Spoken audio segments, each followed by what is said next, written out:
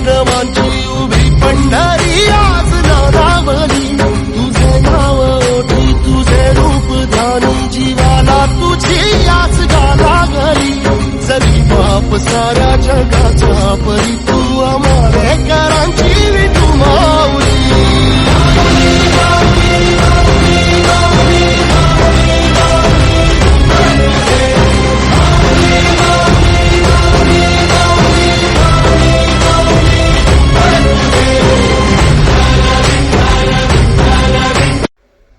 आषाढी एकादशी, ज्याला देवशयनी एकादशी किंवा महाएकादशी असेही म्हटले जाते, हिंदू कॅलेंडरपैकी हा धार्मिक महत्त्वाचा उत्सव आहे. हा दिवस शुभ मानला जातो. आषाढ महिन्याच्या 11व्या दिवशी येतो. तर शेगाव, आळंदी, देहू, त्र्यंबकेश्वर, पैठण, मुक्ताईनगर अशा ठिकठिकाणाहून वारकरी विठू माऊलीच्या दर्शनासाठी पंढरपुरास येतात. आषाढी एकादशीनिमित्त पंढरपुरात वैष्णवांचा जनसागर बघण्यास मिळतो.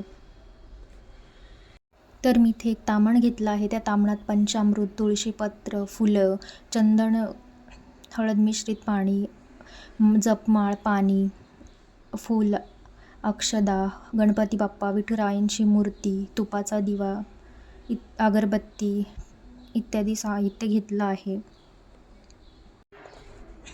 गेल्या महिनाभरापासून ज्या विठुरायाच्या दर्शनाची भाविकांना आस लावून मजल करत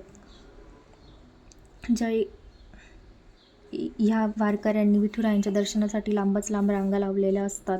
मात्र ज्यांना पंढरपूरला जाणे शक्य नाही अशांनी खंत वाटून घेण्याची गरज नाही. तुम्ही घरच्या घरी देखील एकादशीची पूजा करू शकता. मग आपल्याला दीप प्रज्वलित करून घ्यायचा आहे. भगवान विष्णूंना हा दिवस समर्पित असून महाराष्ट्रात विष्णूचे अवतार विठ्ठलाची आराधना करण्यात येते. हिंदू धर्मात हा दिवस अतिशय शुभ मानला जातो. आषाढी एकादशीपासून भगवान विष्णू योगनिद्रेत जातात. कार्तिक पौर्णिमेपर्यंत म्हणजे 4 महिने ते अवस्थेत असतात. त्यामुळे या काळास चातुर्मास असे म्हणतात. या 4 महिन्यात शुभ कार्य करण्यात येत नाहीत. ही एकादशी यंदा 6 जुलैला आहे. त्याचबरोबर शुभ मुहूर्त आणि पूजाविधी ही आपण जाणून घेणार आहोत. त्यानंतर सर्वप्रथम आपल्याला गणपती बाप्पांचा अभिषेक करून घ्यायचा आहे. जर तुम्ही सकाळी पूजा करताना गणपती बाप्पांची पूजा केली असेल तर परत करण्याची गरज नाही.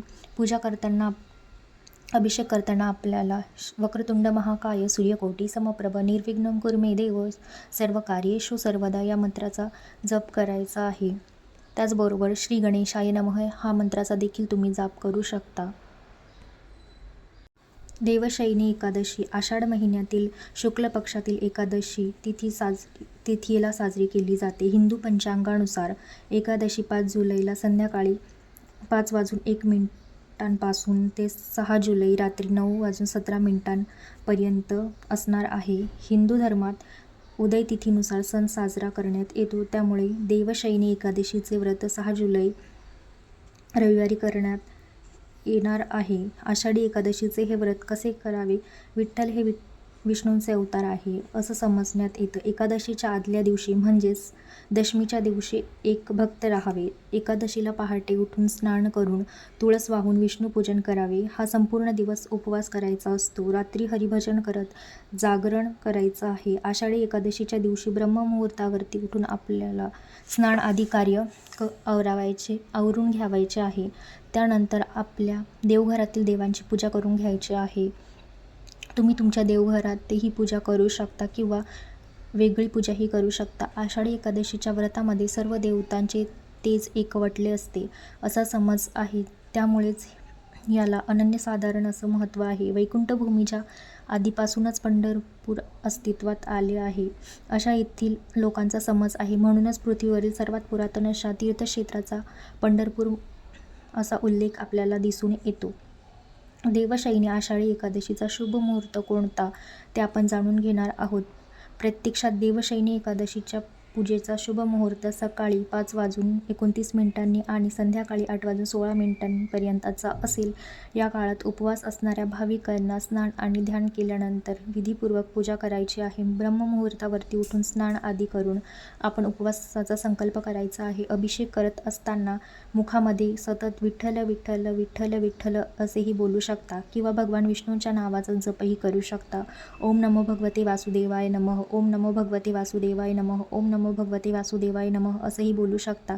विष्णूजींना परमेश्वराच्या 3 मुख्य रूपांपैकी एक मानलं जातं. ब्रह्मदेवाला सृजनकर्ता मानलं जातं, महादेवाला संहारक मानलं जातं, तर भगवान विष्णूंना जगाचे पालनहार मानले जाते. त्याचबरोबर तुम्ही विष्णू सहस्त्रनामाचा जपसुद्धा करू शकता. पूजा करत असताना मी तुम्हाला आषाढी एकादशीची कथा सांगते. आषाढी एकादशीच्या बऱ्याच अशा कथा सांगितल्या जातात.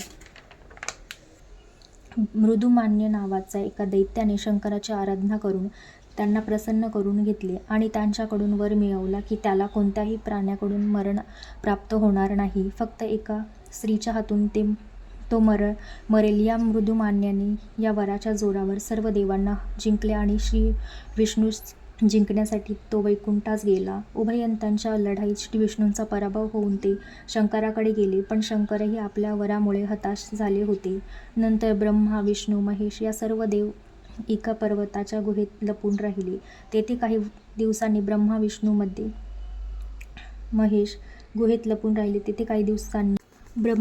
महेश या तिघांच्या श्वासाने एक देवी उत्पन्न झाली. तीच एकादशी देवी होय. तिने नंतर देवांना अभय देऊन मृदुमान्याला ठार मारले.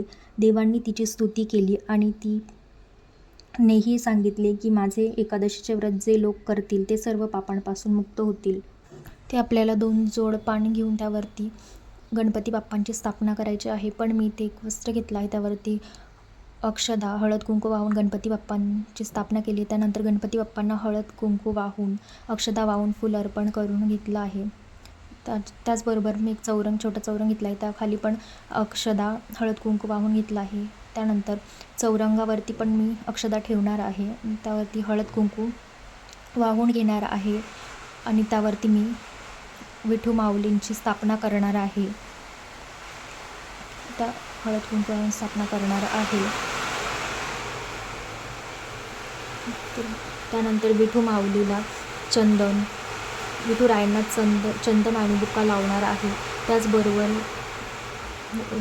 विठू माऊलीला हळद कुंकू लावणार आहे.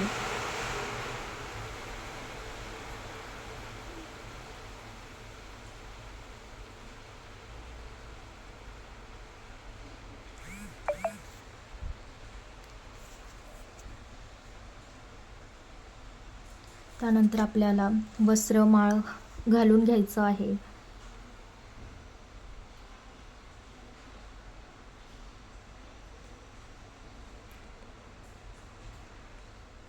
त्यानंतर आपल्याला तुळशीपत्र, फुलं अर्पण करायचे आहे. भगवान विष्णूंना तुळशी अतिशय प्रिय आहे, त्यामुळे आपल्याला तुळस अर्पण करायची आहे. एकादशीच्या दिवशी आपल्याला तुळस तोडायची नाही आहे. एकादशीच्या 1 दिवस आधीच आपल्याला तुळशीपत्र तोडून ठेवायची आहे. त्यानंतर मी इथे भगवान विठुरायाला पिवळे फुलं अर्पण केले आहेत, कारण की भगवान विष्णूंना पिवळे फुले हे अतिशय प्रिय आहेत. त्यानंतर आपल्याला आरती करून घ्यायची आहे. दिव्याने ओवाळून आरती करून घ्यायची आहे. जर व्हिडिओ आवडला असेल तर व्हिडिओला लाईक नक्की करा आणि कमेंट करून पण नक्की कळवा.